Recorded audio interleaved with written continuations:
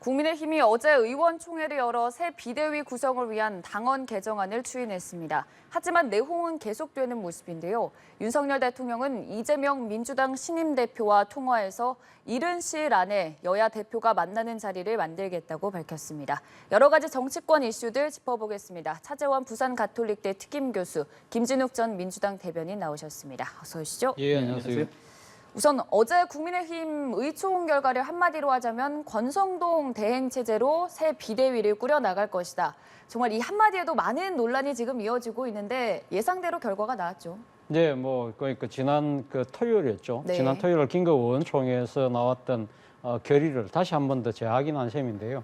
그 과정에는 지금 그러니까 권성동 원내대표와 윤 대통령의 만찬이 있었다고 그러는데 윤심이 어느 정도 작용한 결과가 아닐까라는 생각이 듭니다만 어쨌든 이런 식의 해법 자체가 과연 궁극적인 해법이 될 수 있느냐 부분에 대해서는 저뿐만 아니라 당내에서도 상당히 반대 목소리가 여전히 큰 것 같아요. 일단 지금 당원 당규를 조금 손봐서 새로운 비대위를 구성을 하겠다는 건데 그래서 손본다는 부분이 그거잖아요. 그러니까 지난번 법원에서 이 지금 당원 당규에 명시되어 있는 비상 상황이라는 규정 자체가 당 대표가 거리가 된다든지 최고위 기능이 상실될 때인데 이 지금 최고위 기능이 상실된다는 부분에 대한 기준이 명확하지 않으니 거기서 지금 그러니까 이 원래 선출직 최고위원이 5명인데 그 중에서 4명이 그러니까 지금 사퇴할 경우에는 그러면 비상 상황으로 명시를 하겠다는 부분을 보완을 해서 지금 그러니까 이 새로운 비대위를 구성을 하게 된다고 한다면 비상상황이라는 잣대에 부합하는 것이니까 이제는 출범할 수 있다는 것이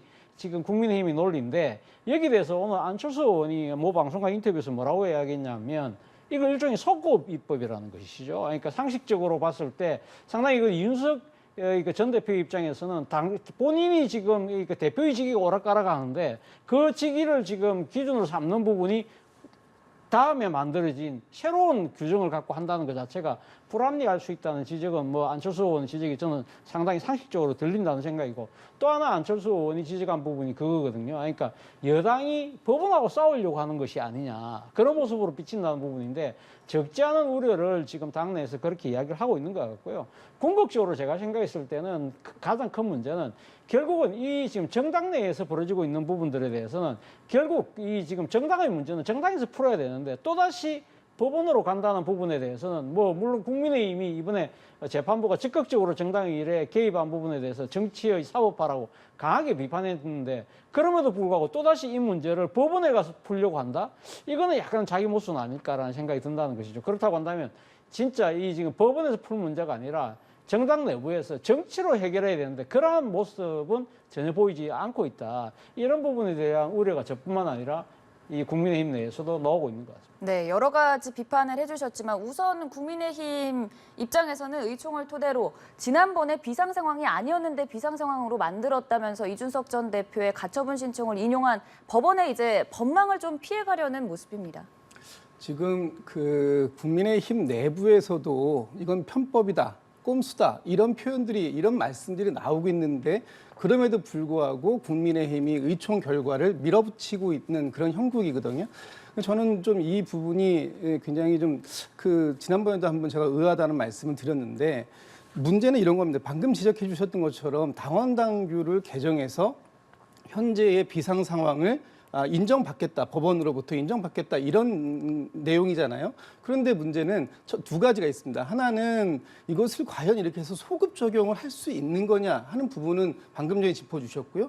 또 다른 거는 지금 선출직 최고위원이 5명인데 그 5명 중에 4명이 사퇴하면 비상 상황이다. 네. 이렇게 규정했잖아요. 그런데 지금 이 비대위로 전환되기 전에 최고위가 있는데 최고위의 구성은 선출직 최고위원만 있는 게 아닙니다. 거기엔 원내대표 또 정책위 의장이 당연직으로 들어있고 또 당대표가 지명한 지명직 최고위원이 2명이 들어있어서 총 9명의 이 정원을 가지고 있어요.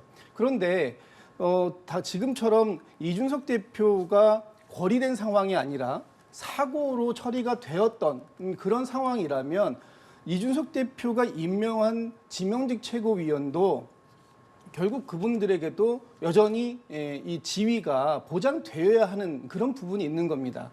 그리고 왜 선출직 최고위원만 이 한정적으로 할 것이 아니라 원내대표나 정책위 의장이 남아 있잖아요. 이런 경우라면 얼마든지 이 고리되어 있는 이 최고위원을 선임할 수 있는 그런 방법이 있는데도 불구하고 그런 방법들은 다 제외시켜 놓고 선출직 중에서 4명만 사퇴하면 당이 비상한 상황으로 돌아간다 이렇게 규정 짓는 것 이런 것들은 법원이 받아들여질 수 있을지 저는 좀 의구심이 있습니다. 네. 국민의힘 내부적으로도 비대위가 아닌 최고위로 가야 된다 이런 목소리가 계속 나오는 상황인데 앞서 교수님께서 안철수 의원을 잠깐 언급해 주셨다시피 안철수 의원도 최고위가 더 낫다는 입장을 밝혔고 또 신기했던 부분이 이준석 전 대표의 추가 징계에 대해 공개적으로 나는 반대 입장을 내비쳤다고 하고 전대를 하려면 1월에 해서 이 전 대표에게도 좀 기회를 줘야 된다. 조금은 우호적인 입장을 내비치더라고요. 참 복잡한 셈법이 좀 있는 것 같습니다. 예, 뭐 복잡한 셈법이 저는 저도 좀 보이더라고요. 그러니까 지금 안철수 의원 같은 경우는 자기 당권 주자로 많이 거론이 됐고 있지 않습니까? 그리고 비대위가 출범했을 때 안철수 의원 쪽에서는 아마도 비대위를 그러니까 지금 단기간 내에 하고 조속한 전당대회를 통해서 당권을 잡으려고 하는 것이 아닐까라는 것이 일반적인 추측이었거든요. 그리고 또 하나는 지금 안철수 의원과 또 이 지금 이준석 전 대표는 지역구가 가급 겹치는 부분 때문에 상당히 개인적인 여러 가지 그러니까 이제 정치적 앙금들이 남아 있을 것이다 이렇게 봤기 때문에 사실은 안철수 의원이 이 부분에 대해서 어떤 스탠스를 취하느냐에 대해서 많은 관심이 모아졌던 이유가 바로 거기에 있었던 것이거든요. 그런데 안철수 의원 입장에서는 자칫 이 지금 그러니까 이준석 전 대표를 축출하는 것처럼 정치적 무리수로 비칠 경우에는 오히려 자신의 지금 노리고 있는 정치적 목표를 달성하기가 오히려 힘들다고 판단을 한 것 같아요. 제가 생각했을 때는 아마 상식적으로 현명하게 판단을 한 것 같습니다. 그런데 어쨌든 지금 안철수 의원이 지금 이야기하신 것처럼 최고위원 체제로 가면 지금 복귀를 하겠다고 하는 그 자체도 사실 현실적으로 쉽지는 않습니다. 왜냐하면 지금 선출직가 5명 중에 지금 4명이 지금 이 사퇴한 상태고 남아있는 사람은 이준석계라고 알려져 있는 김용태 최고위원 1명이잖아요. 그렇다고 한다면 전국위에서 4명을 선출하기에는 상당히 무리수가 따르고 무엇보다도 윤핵관을 비롯한 당내 이 지금 기득권 세력들의 입장에서 본다고 한다면 전국위 체제를 만약에 받아들이는 순간은 이거는 이준석 전 대표가 지금 대표직을 지금 박탈하는 상황이 아니잖아요. 그렇다고 한다면 이준석 전 대표는 말 그대로 당원권 정지가 돼 있는 상태고 그리고 그러면 1월 9일 이후는 당대표로 돌아오는 그러한 체제를 용인하자는 이야기일 수밖에 없잖아요. 그렇기 때문에 아마 윤핵관들 입장에는 이렇게 소동을 일으키고 가면 또 아니 돌아서 도돌이표에서 결국 이준석에게 정치적 승리만 안겨주는 꼴이라고 아마 상당히 받아들이기 힘들지 않을까 생각이 드는데 어쨌든 그러나 안철수 의원은 그런 점에도 불구하고 이런 이야기를 하는 부분은 자신은 나름대로 정치적 명분과 원칙을 갖고 나가면서 이 상황을 풀어야 된다는 목소리를 내면서 자신의 존재감을 좀 더 강하게 부각시키려는 의도인 것 같습니다. 네, 참 국민의힘 개개인별로도 이렇게 의견이 분분한 상황이고 또 다른 당권 주제인 김기현 전 원내대표는 또 뭐 권성동 체제에 힘을 실어주기도 했고요. 참 이 셈법이 다양하게 존재하는 상황인데 이런 걸 차치하고서라도 지금 일단 당장 비대위 체제로 가려면 상임 전국위에 올려야 되고 전국위로 가야 되는데 지금 서병수 의장이 공개적으로 이 비대위 체제에 부정적인 입장을 내비쳤거든요. 어떻게 되는 겁니까? 그럼? 일단 서병수 지금 그러니까 전국위 의장은 오늘도 좀 인터뷰를 통해서 자신의 소신은 변함이 없다. 그렇기 때문에 사실은 그러니까 지난번에는 그러니까 본인이 그러니까 이준석 전 대표에 대한 여러 가지가 그러니까 지금 비대위 체제가 발동될 경우에는 이준석 전 대표를 축출하는 모양새가 되기 때문에 자신은 그게 반대하는 입장임에도 불구하고 전국위 소집을 일단 본인이 그러니까 용인을 했잖아요. 그거는 이제 최고위가 결의를 했기 때문에 나는 그냥 절차적인 정당성을 확보한 차원에서 따라준다는 거였지만 이번에는 좀 상황이 다른 것이죠. 그러니까 법원에서 이 지금 비상 상황이 아니라고 한 부분이기 때문에 본인 입장에서는 법원이 규정한 그 잣대를 벗어나기는 나는 못한다. 그런 부분을 분명히 이야기하고 있지만 그러나 또 당인의 한 사람으로서 오늘 또 뭐라고 이야기했냐면 지금 부의장한테 그럼 나는 사회권을 넘겨주겠다는 이야기를 했거든요. 아마 그렇다고 한다면 이 지금 서병수 의장의 걸림돌 부분은 국민의힘에서는 아마 쉽게 돌파할 수 있습니다만, 그러나 이준석 전 대표 입장에서는 아마 그걸 가만히 있지 않을 것 같아요. 지금 당규를 지금 세세히 따져본 사람들의 말에 의하면 네. 지금 서병수 의장이 부의장으로 넘겨주는데도 나름대로 조건이 있는데 그 조건을 벗어날 가능성이 상당히 높다는 거죠. 그렇기 때문에 이 부분을 만약에 또 사회권을 넘겨준 걸 갖고 이준석 전 대표 측이 걸면 이것도 상당히 법원에서 인용할 가능성이 높다는 이 지금 분석도 나오고 있습니다. 네, 그러니까 권성동 원내대표도 밝혔다시피 이 상임 전국위 그리고 전국위를 개최하려면 전국위 의장인 서병수 의원이 개최를 꼭 해야 되는데 그게 본인이 여러 번 뭐 설득 끝에도 안 한다고 한다면 부의장으로 넘겨주는 방안 이런 타협점들이 제기되고 있는 상황에서 이 부분도 여러 가지 위험성이 있다고 짚어주셨는데 어떻게 바라보고 계시는지. 그거 역시 꼼수죠. 아, 네. 예, 지금 전국위 의장을 맡고 있는 서병수 의원이 개인의 소신과 당의 주문이 지금 괴리가 있다는 거 아니겠습니까? 거기에서 개인의 소신을 더 우선하기 위해서 사회권을 부의장에게 넘겨준다. 근데 아마 이런 게 있을 거예요. 사회권을 넘길 때는 그에 합당한 조건이 있습니다. 이를테면 뭐 개인의 신상에 뭐 중요한 변화가 있다든지 아니면 뭐 병이 있다든지 뭐 여러 가지 상황이 있을 때 그것이 그 어떤 이 대체의 사회권을 넘겨주는 명분이 될 수 있는데 지금은 그게 아닌 상태에서 그냥 당에서 요구하니 나는 내가 못하겠으니까 그럼 부의장한테 사회를 보게 해라. 이게 좀 그 일반인들의 상식선에서 받아들일 수 있는 부분인가. 이렇게까지 무리해서 이준석 찍어내기의 완결성을 갖게 하려고 하는 그런 의도가 있는 게 이게 이제 지금 국민들의 일반적 시선이 아닐까라고 보인다면 이것 역시도 조금 정상적인 수순은 아닌 것 같다 이런 판단이 듭니다. 네, 그러니까 비대위를 출범하는 과정에서 전국위를 열고 전국위 의장이 이걸 개최를 해야 되는데 서병수 의원이 개최에 대해서 부정적인 입장을 내비치면 부의장에게 넘겨주는 방안. 근데 이 부분에 있어서도 다시금 제동이 걸릴 확률이 높다면 사실 국민의힘은 추석 전까지 비대위를 출범시키기로 했는데 이게 현실적으로 가능한 상황입니까? 일단 뭐 우리가 지금 그 당규 해석을 가지고 상당히 사회권을 넘겨줄 경우에 네. 문제가 생긴다고 이야기를 하고 있습니다만 오늘 앞서 지금 그 국회 출입기자가 아까 현장 연결에서도 이야기했지만 당에서는 서병수 의장이 그러니까 응하지 않을 경우에는 부의장에게 사회권을 넘겨서라도 하겠다는 입장을 분명히 하고 있잖아요. 모르겠습니다. 그럴 경우에 진짜 아까 제가 말씀드린 대로 이준석 전 대표 측에서는 아마 할 수 있는 또 모든 수단을 다 동원해서 법적으로 대응을 할 것 같은데 네. 이렇게 되면 정말 상황 자체가 정말 점점 더 꼬일 수밖에 없잖아요. 그리고 지금 다 바로 눈앞에 지금 추석이 닥치고 있는데 추석은 사실 어떻게 보면 전국 민심이 한 번에 이렇게 섞이는 아주 민심의 용광로를 한번 거쳐가는 그런 상황이라고 한다면 그 이후에 상당히 민심이 더 요동칠 가능성이 높다. 그렇다고 한다면 추석 전에 어떤 식으로든 뭔가 매듭을 짓기 하기 위해서라도 새 비대위를 만들겠다는 의지가 강한데 그것이 자칫 상당한 더 큰 무리수로 오히려 민심의 좀 위반하는 결과를 갖고 올 수도 있다는 것이죠. 그런 측면에서 본다고 한다면 저는 진짜 법으로 이래 풀 문제가 아니라 서병수 의원이 그 이야기를 했더라고요. 그러니까 주호영 의원을 새 원내대표로 추대를 하자 해서 어떤 식으로 돌파구를 만들자고 하는 것인데 제 생각이 그렇습니다. 그러니까 권성동 원내대표가 수석 후에 사퇴하겠다고 하지만 네. 지금 이 주호영 의원 같은 분을 만약에 당 의원들이 새로 뽑아서 새 원내대표로서의 이 당 수습 혼란을 맡기자는 이야기는 제가 생각해 정치적으로 뭔가를 풀자는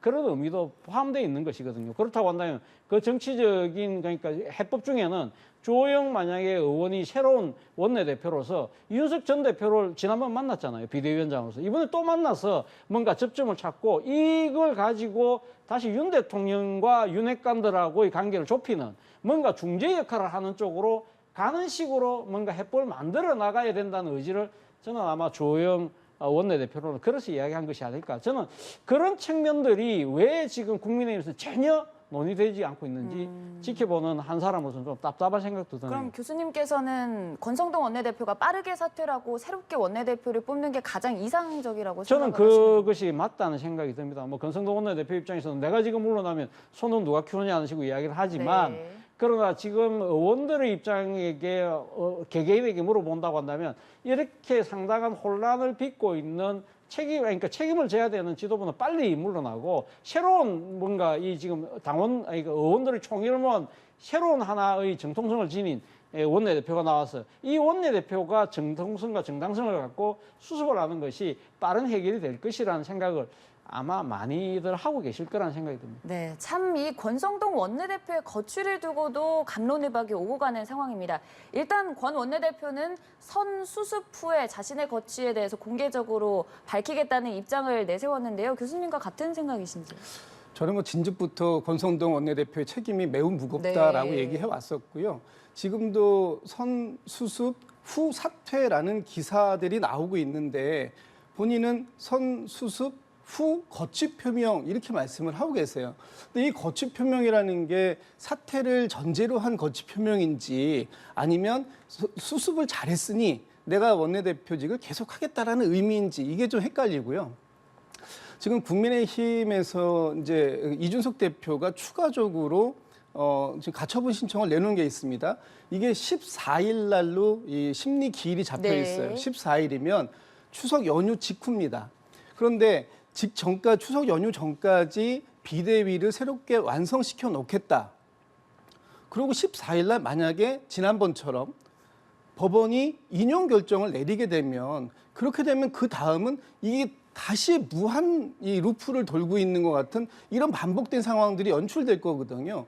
지금 내일서부터 내일이 9월입니다. 오늘이 8월 마지막 날이고 9월 1일부터 정기국회가 개원을 하게 되어 있습니다. 그러니까 앞으로 100일 동안은 이 국회가 엄청 빠른 속도로 국정감사, 법안을 통과시켜야 되는 또 예산안을 심사해야 되는 여러 가지 상황들을 겪어야 되는데 여전히 이 집권 여당이라고 하는 국민의힘이 당 내용을 수습하는 데에도 다 시간을 보내고 있다. 이렇게 본다면 국민들의 민심이 얼마나 답답해 하겠는가 하는 부분에 대해서 국민의힘에서는 좀 더 적극적으로 이 문제를 조기에 수습하는 방법을 찾아야 되고 그 방법의 첫 단추는 저는 권선동 원내대표가 지금 자리에 연연하지 않는다고 하셨으니 빨리 그 직을 내려놓고 새로운 방식을 통해서라도 그러니까 무슨 뭐 기존에처럼 원내대표를 공고하고 뭐 선출 절차를 별도로 가질 게 아니라 한 자리에 의총을 소집해 놓고 그 자리에서 추대를 하든 콘클라베 방식을 통하든 어쨌든 빨리 새로운 이 수습을 할 수 있는 그런 리더를 빨리 뽑는 것이 필요하지 않을까 이렇게 생각됩니다. 네, 참 이 국민의힘의 비대위 체제나 권성동 원내대표의 책임론을 두고도 계속해서 두 분 말씀처럼 일각의 비판이 제기되는 상황인데 앞서 잠깐 언급을 해주셨지만 권성동 원내대표는 나는 원래 자리에 연연하지 않는 사람이다. 지금 사태가 워낙 심각하다 보니 잠시 역할을 좀 맡는 것이다. 했다는 말처럼 좀 윤석열 대통령의 의중이 반영이 돼서 이게 어찌됐든 비대위로 가고 권 원내대표가 좀 계속 이끌어가는 체제가 유지되는 것 아니냐는 주장이 제기되고 있습니다. 윤심이 좀 반영됐다고 보시는지요? 당연히 반영이 됐죠. 지금 기사에 보면 28일 지난 일요일입니다. 권성동 원내대표가 윤석열 대통령과 만찬을 했다고 합니다. 27일 날 토요일 날 의원총회가 있었어요. 그래서 아마 의원총회의 결과를 대통령께 자연스럽게 보고를 했을 거고요. 그 자리에서 이 방법에 대한 해법으로 당원 당규를 개정하면서 빨리 비대위를 새롭게 구성하자라는 얘기를 대통령으로부터 그 컨펌을 받아가지고 나왔다라는 것이 일반적인 정설 아니겠습니까? 지금 대통령으로부터 체리따봉을 받은 것뿐만 아니라 대통령의 동의를 받아가지고 온 상황이에요. 그렇기 때문에 당에서 지금 원내 대표이신 권성동 대표가 의총을 새롭게 그 주관했고 거기에서 권성동 원내대표에 대한 어쨌든 현재로서는 추가 신임을 재확인한 거고 초선 의원들이 당의 의총 결과를 전폭적으로 지지한다라는 그런 결과물을 성명을 내놨지 않습니까? 그렇다 보면 결국은 권성동 대표의 개인 의중이 아니라 이거는 윤석열 대통령이 당무에 개입하지는 않는다고 했지만 네. 사실상 당무에 이 관여를 하신 그런 의사를 뜻을 표명한 것으로 다 의원들은 이해를 할 수밖에 없는 그런 상황을 만들어낸 것도 또 지금 권성동 대표의 역할이었죠. 네, 결국 이 모든 것의 근간에는 윤석열 대통령의 의중이 있을 것이라는 말씀이십니다.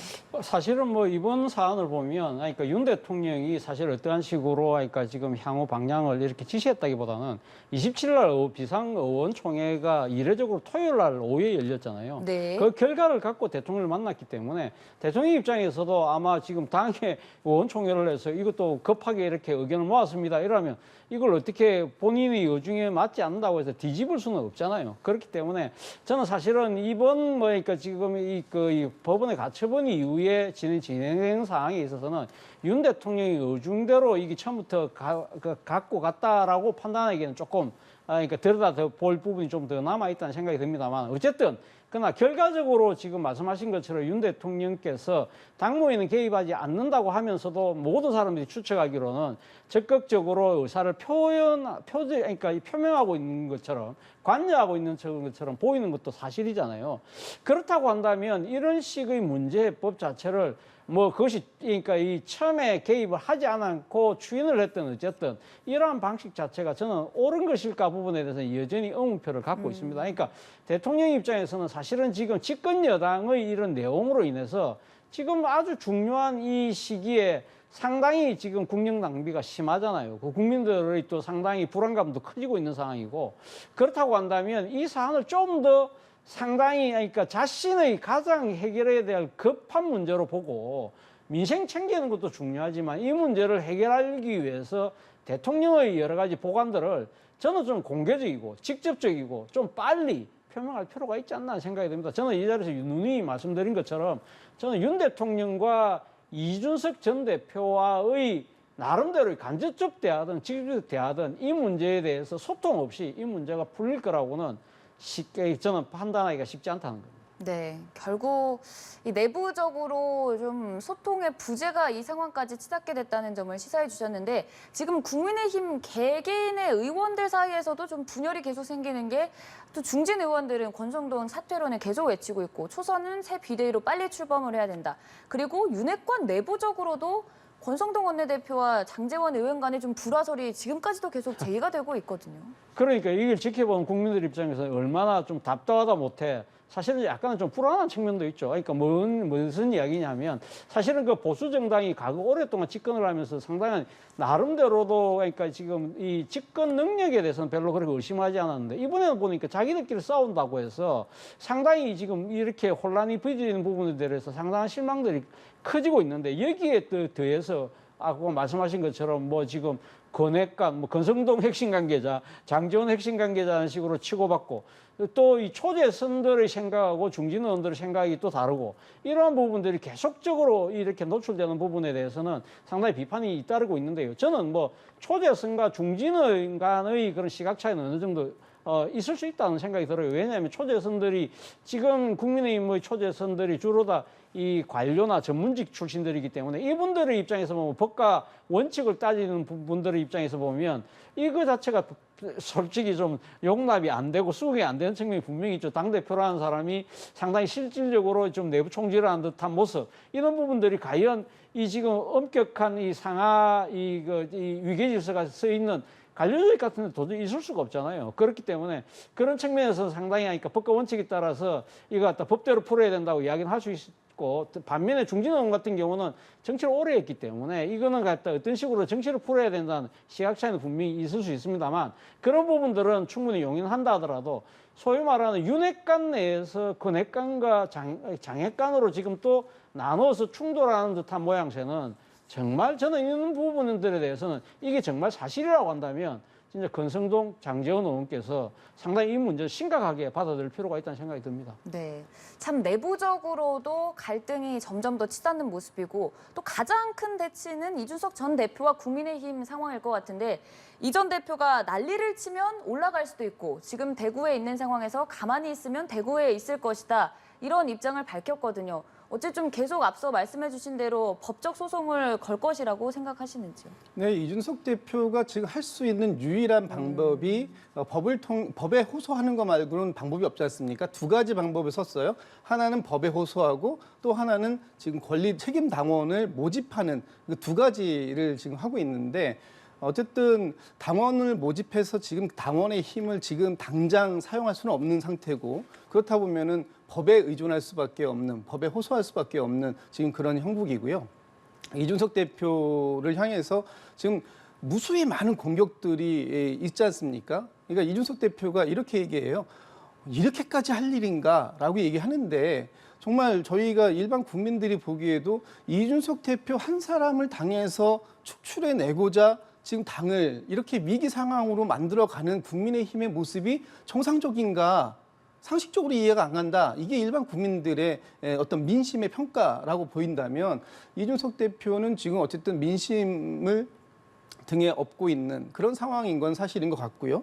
지금 이준석 대표뿐만 아니라 이준석 대표를 같이 최고위원회 활동을 같이 했던 뭐 정미경 최고위원이나 이런 분들이 이준석 대표와 나눴던 대화 이런 것들을 지금 공개를 하면서 이준석 대표를 굉장히 압박하고 있는데 아마 이준석 대표가 나를 건들지 않으면 나는 어차피 지금 이제 추석도 다가오고 있고 거기 지금 고향에 내려가 있는 상황이라 내가 여기서 더 머물면서 집필 활동이든 뭐 이런 걸 하면서 조용히 있겠지만 나를 더 건들면 내가 어쩔 수 없이 서울로 올라가서 보다 본격적인 그런 그 투쟁 아닌 투쟁을 할 수밖에 없다 이런 경고의 메시지를 지금 준 거거든요. 그래서 이준석 대표가 그 지금 상황에서는 누가 얘기해도 안 들을 것 같아요.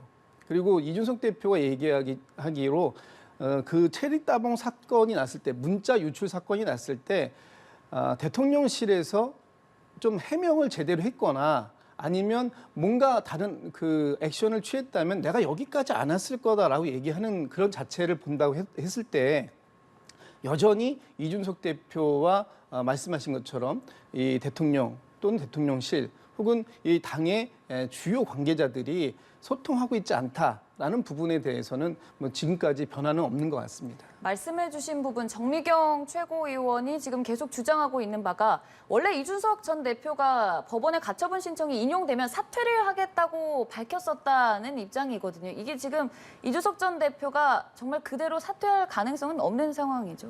그렇죠. 뭐 본인 입장에서는 그러니까 본인은 뭐 입장에서 정치적 승리를 거두고 정치적 명분을 확보하기 했지만 지금 뭐 그러니까 이 지금 법원의 처분대로 지금 국민의힘이 지금 그 응하지 않고 있잖아요. 그런 상황에서 그럼 이준석 전 대표만 지금 대표직을 내려놔라. 그거 자체는 상당히 논리적으로도 또 현실적으로도 맞지 않는 이야기인데 저는 일종의 그런 생각도 해봅니다. 지금 정미경 전 최고위원이 사실은 지난번 분당을인가요? 당협위원장 갈 때 이준석 당시 대표의 도움을 많이 받았다. 이래서 이준석계로 불렸잖아요. 그렇기 때문에 아마 이준석 전 대표나 그 대표 측의 입장에서는 보면 일종의 그러니까 정미경 전 최고가 정치적 알리바이를 지금 만들고 있는 것이 아닐까? 내가 나름대로 독대를 해서 상당히 그러니까 인용되면 물러나라고 내가 나름대로 설득을 했는데 내 말 안 듣고 있네. 그렇지만 내 할 역할은 다 했네. 라는 걸 갖다가 드러내기 위한 하나의 정치적 제스처 아닌가? 약간은 섭섭해할지도 모를 것 같습니다. 네, 참 이준석 전 대표가 앞서서 믿을 건 법적 판단밖에 없다고 하셨는데 지금 앞서서 추가적으로 법원에 가처분 신청을 낸 신문 기일이 14일이라고 하셨고 네. 동시에 그 날에 주호영 비대위원장이 자신의 직무집행 정지를 한 법원의 판단에 대해서 가처분 신청을 한 신문 기일도 14일이거든요. 그 결과 그럼 어떻게 전망하십니까? 일단 뭐 결과적으로 보면은 그 지난번 법원의 가처분 인용 판단과 지금 국민의힘이 새롭게 주장하는 바가 별로 이렇게 큰 차이가 없다. 그렇게 본다면 법원이 달리 판단할 또 그런 근거도 없다라고 보여지거든요. 그래서 지금 이준석 대표가 그 당시 법원의 판단은 현재 비대위로 넘어가게 되면 대표의 직위를 자동적으로 상실한 이것이 돌이킬 수 없는 피해다라고 규정을 지어준 거예요. 그렇기 때문에 지금 국민의힘에서 새로운 비대위를 당원 당규를 개정해서 비대위를 만든다고 하더라도 그것 역시도 이준석 대표가 돌이킬 수 없는 피해 여기에 해당되기 때문에 법원에서 달리 판단할 그런 가능성은 별로 없어 보이고요.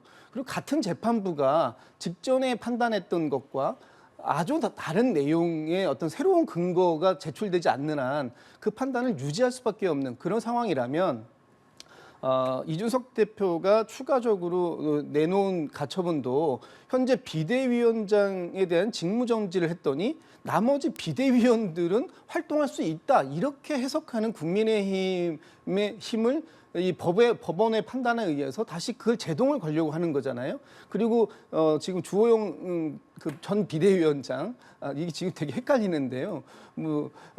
주호영 비대위원장 같은 경우에는 나 역시 직무를 정지당했기 때문에 이것도 굉장한 큰 피해니 이것을 지금 가처분을 통해서 구제해달라라는 지금 주장을 하고 계시는 거예요. 그러니까 이 주장이 사실 다른 주장이 아니라 하나의 안건을 놓고 하는 주장이기 때문에 같은 날 같은 판결이 나온다면 명쾌하게 정리가 될 거다 이렇게 생각됩니다. 네, 참 이제는 사법적 판단을 기다리는 상황이 계속 발생하고 있는 모습인데요. 당대표 자리는 6개월간 지금 정지가 된 상황이고 그러다 보니 윤석열 대통령과 이재명 대표가 또 만남을 하는 자리에서도 지금 대표 자리가 누구를 채우고 있는지 공석이기 때문에 이 만남 성사도 좀 불투명하다는 얘기도 제기되고 있고 이재명 대표는 윤석열 대통령과 단독으로 좀 1대1 회담을 하고 싶어 하고 여러 가지 가능성들이 언급되고 있지만 일단 그 만남의 모습 저희가 빠른 시일 내에 볼 수 있을 것 같습니까? 사실은 많은 국민들 입장에서는 사실은 여야의 그러니까 지금 대표를 하신다고 네. 하는 대통령과 야당의 대표가 빨리 만나는 것 자체를 아마 많이 바라고 계실 것 같아요. 왜냐하면 지금 우리가 닥치고 있는 여러 가지 그러니까 지금 위기들이 민생의 문제도 있지만 또 외교 안보 위기도 있지 않습니까? 이런 부분들은 말 그대로 초당적 대처가 필요하기 때문에 사실은 그런 만남이 빨리 이루어져야 되지만 약간의 속내는 조금 다른 것 같아요. 그러니까 지금 어제 그러니까 지금 이재명 당대표 같은 경우 이진복 수석이 그러니까 지금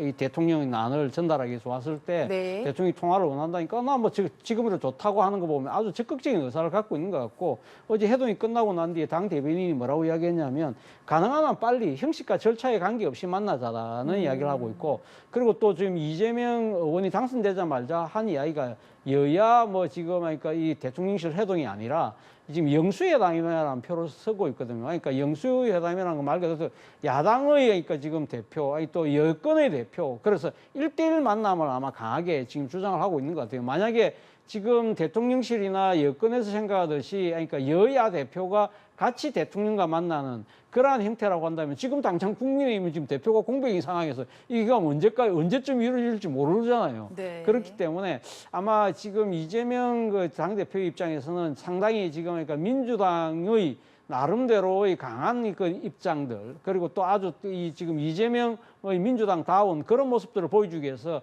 자신이 1대1로 만나서 뭔가를 전달하는 그러한 걸 통해서 이 현안을 관철시켜내는 그러한 모습들을 상당히 아마 강하게 바라고 있는 것 같고 반면에 지금 이 윤 대통령이나 여당의 입장에서는 사실 영수라는 말 자체가 상당히 근위주의 시절에 그러니까 지금 이 상징적 단어이기 때문에 지금 대통령이 지금 당대표가 아니고 총재도 아닌 상황에서 영수가 아니라 여야 대표가 같이 만나는 그러한 형태를 통해서 뭔가를 그러니까 도모하자는 입장이기 때문에 이런 입장 차이를 어떻게 좁히느냐도 상당히 앞으로 이 해결해야 될 문제가 아닐까 하는 생각이 듭니다. 네, 그럼 빠른 시일 내에 좀 개최될 수 있다고 보시는지요? 저는 개최돼야 된다고 보는 거죠. 네. 네. 왜냐하면 지금 윤석열 대통령께서 이 국회의 의석수 상황을 정확하게 인지하고 계실 거예요. 그렇다는 얘기는 현재 그 과반을 넘게 169석의 의석을 가지고 있는 민주당의 협력 없이 어떤 법률안이라든지 아니면 민생 현안들을 해결하기가 되게 어렵지 않습니까? 현실적으로.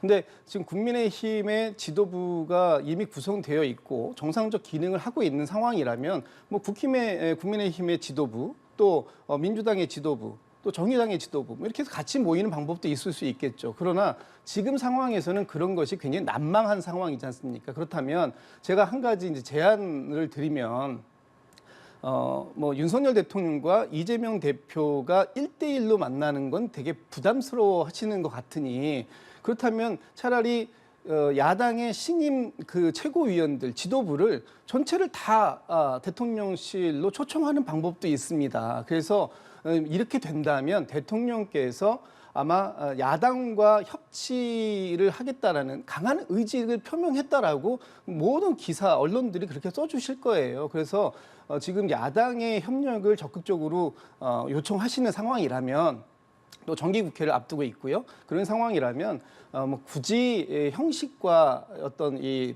그 대화의 주제 이런 것들을 정하지 않고서도 얼마든지 뭐 편안한 자리에서 그 만날 수 있지 않습니까? 그렇다면 뭐 1대1이 아니라 그 야당 지도부 요번에 또 엊그저께 전당대회를 통해서 새로운 지도부가 구성이 됐기 때문에 그분들을 전체를 다 한번 초청하는 것도 매우 좋은 방안이 될 거다. 이런 제안 말씀드립니다. 네, 두 분이 또 여러 제안 말씀을 드린 것을 토대로 어떤 만남이 또 이루어질지 저희가 지켜보도록 하고요. 이재명 대표는 확실히 오늘도 권성동 원내대표를 예방해서 통합의 행보에 박차를 가하는 모습인데 동시에 계속 제기되는 부분이 사법 리스크입니다. 지금 오늘 법인카드 유용 의혹의 김혜경 씨 측근 배모 씨에 대해서 구속영장이 기각됐거든요. 예상하셨는지요? 무리한 수사의 결과다 이렇게 그 말씀드릴 수밖에 없어요. 지금 오늘 법원이 이렇게 얘기했습니다. 방어권을 보장해야 할 필요성이 있고 구속의 필요성 또 이 상당성이 충분히 소명되지 않았다 이렇게 얘기를 했거든요.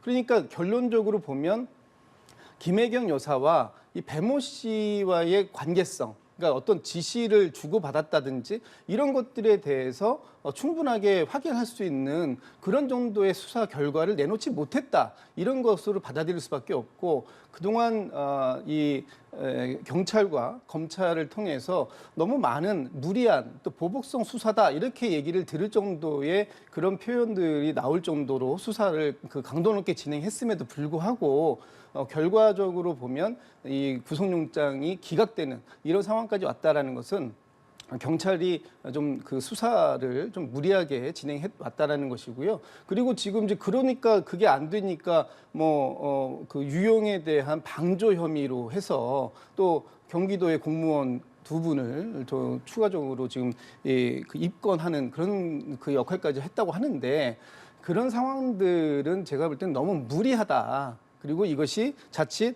오기에 의한 수사라는 비판을 받을 수 있다. 이렇게 말씀드립니다. 네, 짧게 한마디 해주신다면. 예, 뭐 아무래도 하니까 구속영장이 기각됐다는 거는 뭐 김 대변인 말씀하신 것처럼 하니까 지금 경찰 수사의 여러 가지 하니까 무리하다는 그런 비판 여론이 상당히 커질 수밖에 없는 상황이고 또 이 그러니까 수사하는 입장에서는 아마 이 배모 씨의 신병을 확보했다고 한다면 아마 또 김혜경 씨와의 연루 부분은 아마 강하게 이 수사를 했을 가능성이 높은데 그런 부분들에 대해서 일단 제동이 걸렸거든요. 그렇다고 한다면 이 부분을 어떻게 돌파할 것인지 아마 좀 수사당국에서는 좀 차분하게 검토를 해서 아마 이제 수사의 방향을 조금 다른 식의 물꼬를 트는 쪽으로 강구할 필요가 있지 않나 생각도 듭니다. 네, 알겠습니다. 지금까지 김진욱 전 대변인, 차재원 부산가톨릭대 특임교수와 함께했습니다. 고맙습니다.